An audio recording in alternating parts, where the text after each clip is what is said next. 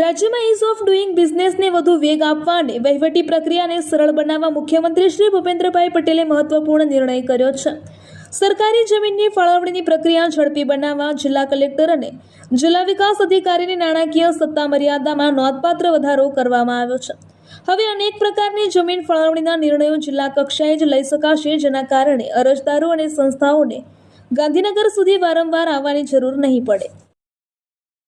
ગાંધીનગર મહાનગરપાલિકા દ્વારા પેથાપુર વિસ્તારને મહાનગરપાલિકાની હદમાં ભેળવી દીધા બાદ દાવાઓ કરવામાં આવ્યા હતા કે આ વિસ્તારનો રોકેટની ગતિએ કાયાકલ્પ કરવામાં આવશે। ગાંધીનગર મહાનગરપાલિકાના વાર્ષિક બજેટમાં પણ પેથાપુર અને આસપાસના સીમાડાના વિસ્તારોમાં ડ્રેનેજ નેટવર્ક, નવા રસ્તાઓ, સ્ટ્રીટ લાઇટ અને પીવાના પાણીની સુવિધા સુધારવા માટે 25 કરોડથી વધુના વિકાસ કામોની ખાસ જોગવાઈઓ કરવામાં આવી છે, પરંતુ વાસ્તવિકતા સાવ ઉલટી જ જોવા મળી રહી છે।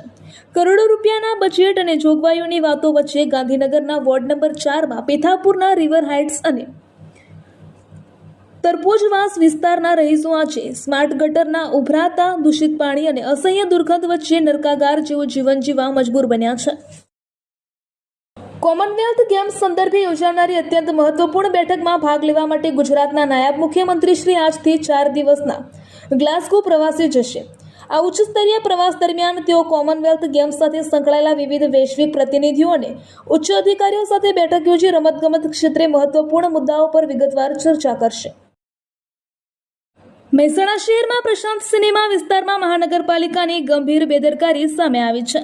તાજેતરમાં પાઇપલાઇનના કામકાજ અર્થે કરાયેલા ખોદકામ બાદ યોગ્ય પુરાણ ન થતા તે જ ખાડામાં માટી પૂરવા નીકળેલું મહાનગરપાલિકાનું પોતાનું જ ટ્રેક્ટર ફસાઈ ગયું હતું। આ ઘટનાને પગલે મહાનગરપાલિકાની નબળી કામગીરી સામે સ્થાનિક રહીશો અને વાહન ચાલકોમાં ભારે રોષ જોવા મળ્યો હતો। ઉપરવાસમાં થયેલા ભારે વરસાદને કારણે બનાસકાંઠાની જીવાદોરી સમાન બનાસ નદીમાં નવા નીર આવ્યા છે। અમીરગઢ તાલુકાના અંતિમ ગામ આવલની સીમમાંથી બનાસ નદીએ ગુજરાતમાં પ્રવેશ કર્યો છે, જેના પગલે નદીના પટમાં ફરી પાણી વહેતા થયા છે।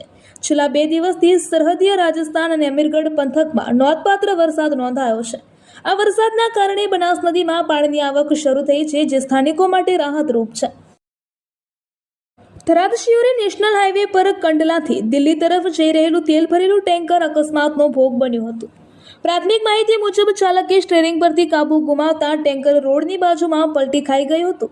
અકસ્માત બાદ ટેન્કરમાંથી તેલ લીક થયું હોવાનું જાણ થતાં આસપાસના ગામોના લોકો ઘટના સ્થળે મોટી સંખ્યામાં દોડી આવ્યા હતા। કેટલાક લોકો વાસણો અને ડબ્બા લઈને તેલ એકત્રિત કરવાનો પ્રયાસ કરતા પણ જોવા મળ્યા હતા, જેના કારણે થોડા સમય માટે અફરાતફરીનો માહોલ પણ સર્જાયો હતો।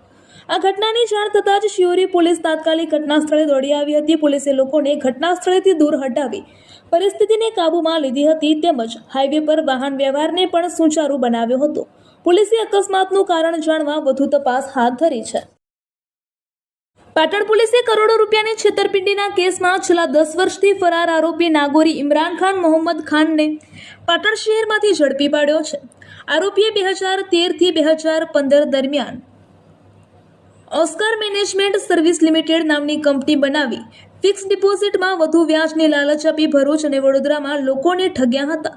મળતી માહિતી મુજબ ઇમરાન ખાને તેના સાગરીતો સાથે મળીને ઓસ્કાર મેનેજમેન્ટ સર્વિસ લિમિટેડ નામની કંપની બનાવી હતી। આ કંપની દ્વારા ભરૂચ જિલ્લાના હાંસોટ અને વડોદરા વિસ્તારમાં લોકોને ફિક્સ ડિપોઝિટ યોજનાઓમાં રોકાણ કરવા અને ઊંચું વ્યાજ આપવાની લાલચ આપી મોટા પાયે નાણાં એકઠા કર્યા હતા।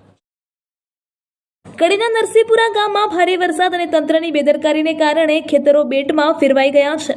છેલ્લા 5 દિવસમાં 15 ઇંચ વરસાદ ખાબક્યો હતો અને વરસાદી પાણીના નિકાલ માટેની કાંસની યોગ્ય સફાઈ ન થતાં ખેડૂતોને કરોડો રૂપિયાનું નુકસાન થયું છે। રોષે ભરાયેલા ખેડૂતોએ પાણીના નિકાલ માટે માઇનોર કેનાલ તોડી નાખી છે।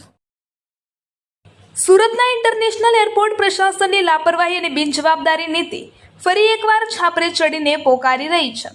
આંતરરાષ્ટ્રીય કક્ષાનો દરજ્જો ધરાવતા સુરત એરપોર્ટ પર સુરક્ષા વ્યવસ્થાના મોટા દાવાઓ વચ્ચે પ્રશાસનની ઘોર બેદરકારીનો કિસ્સો સામે આવ્યો છે। 2 દિવસ અગાઉ રાત્રિના સમયે એરપોર્ટના પાર્કિંગ એરિયાના મુખ્ય માર્ગ પર અચાનક ધસી આવેલી ગાયને કારણે મુસાફરો અને તેમના પરિવારજનોમાં ગભરાટનો માહોલ સર્જાયો હતો।